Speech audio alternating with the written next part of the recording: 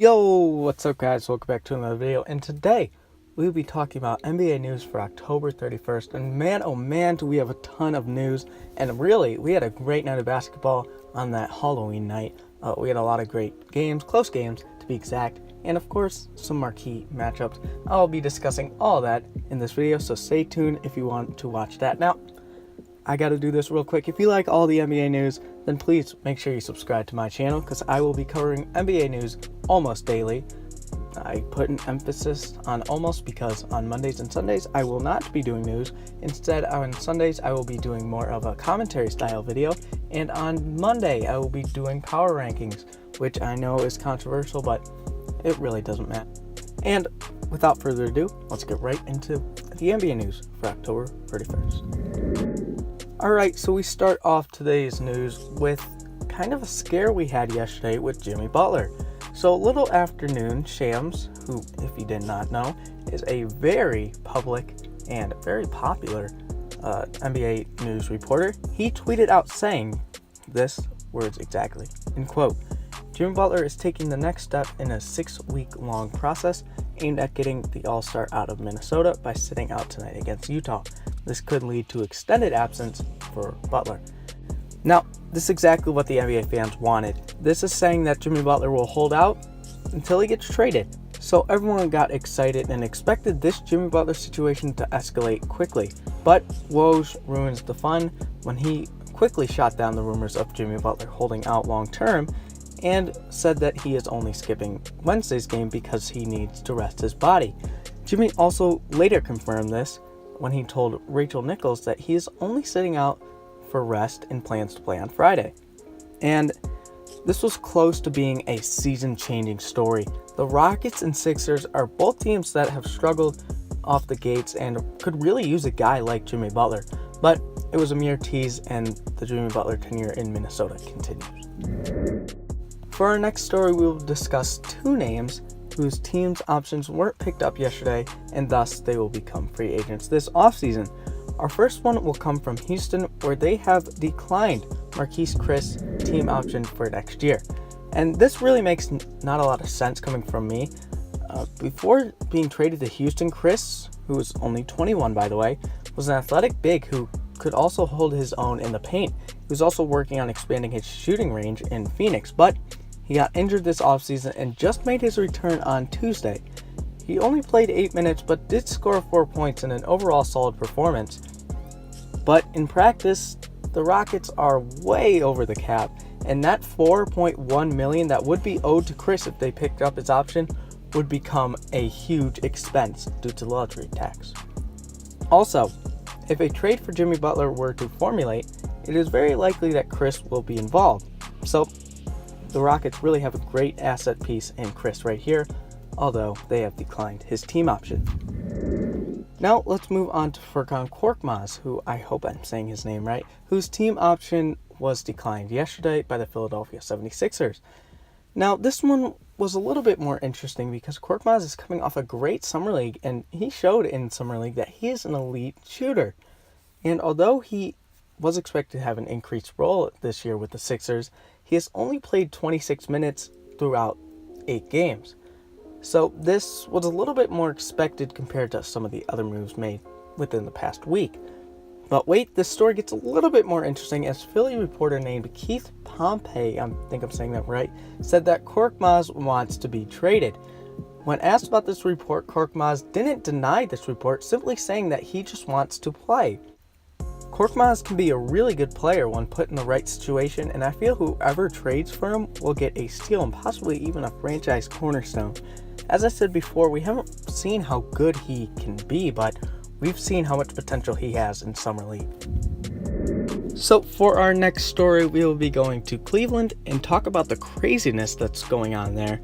For a little background information, the Cavs just fired their head coach Tyronn Lue on Sunday, and assistant head coach Larry Drew was expected to take over as interim head coach. Now, the Cavs and Drew are kind of in a stalemate now, as Drew wants a long-term contract, but the Cavs aren't willing to give it to him. And the Cavs are kind of stuck here because 1, they're in the middle of the season, and 2, they haven't even started searching for a new head coach. So I predict the Cavs will eventually pay him, But in my opinion, Drew is the perfect coach to help rebuild this team, so it doesn't make much sense why they aren't willing to pay him. And just a quick update to this story. You know what I said about the Cavs not searching for a coach yet? Well, scrap that. According to Brian Windhorst, the Cavs have discussed Avery Johnson as a potential candidate.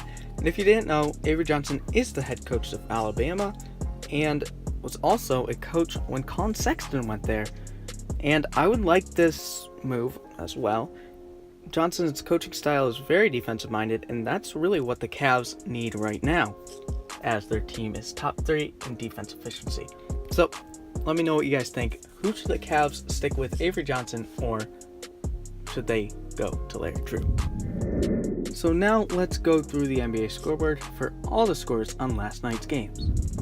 Spencer Dinwiddie hit 2 clutch shots to push the Nets past the Pistons 120-119. Even with 37 points from Tim Hardaway Jr., the Knicks couldn't capitalize as they lost to the Pacers 107-101. Paul Millsap's crucial game-winning layup helped the Nuggets barely squeak past the Chicago Bulls 108-107. The Dallas Mavericks had no answers for the Lakers' high-paced offense as the Lakers win 114-113. DeMar DeRozan and LaMarcus Aldridge combined for 49 points as the Spurs obliterated the Phoenix Suns 120-90. And for the game we have all been looking forward to, the Golden State Warriors faced off against the New Orleans Pelicans last night. It was a hard-fought battle, but Anthony Davis was locked up throughout the night, and Steph continued his reign of terror throughout the NBA as the Warriors knocked off the Pelicans 131-121. But at the end of the game, Draymond Green and Anthony Davis shared some words with each other, and they seemed like nice words. This resembles a little bit the talk LeBron and Lonzo had, and we all know how that one ended. But I'm not concerned really, and I think this was just 2 players kind of talking and really nothing more. And for our last game of last night, we'll be talking about the player of the night. And no surprise here, last night's player of the night was Derrick Rose. He scored a career high 50 points in yesterday's game against a actually very good defense in Utah. And this is just another chapter in the roller coaster of a book that is Derrick Rose's career. This has been his best season of his career since his MVP season, and oddly enough, I would say that Derrick Rose has been the most consistent part of this Timberwolves team. Another odd statistic is when Jimmy Butler does not play, Rose is averaging 37 points per game this season.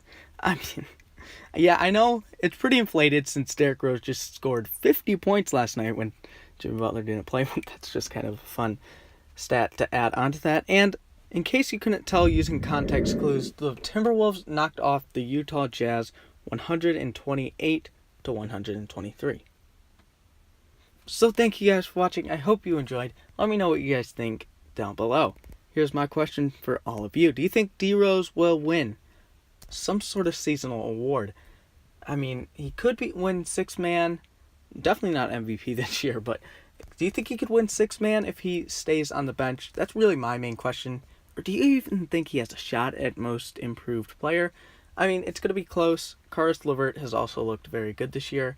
Can't really think of anyone else off the top of my head who could be winning most improved. But let me know. Do you think Derrick Rose is going to win a seasonal award this year? I think he could. I think he will, actually. That's what I'm going to put. But let me know what you guys think in the comments down below. Also, let me know what you guys think of any of the news I covered, or any of the scores, or any predictions, just anything NBA related.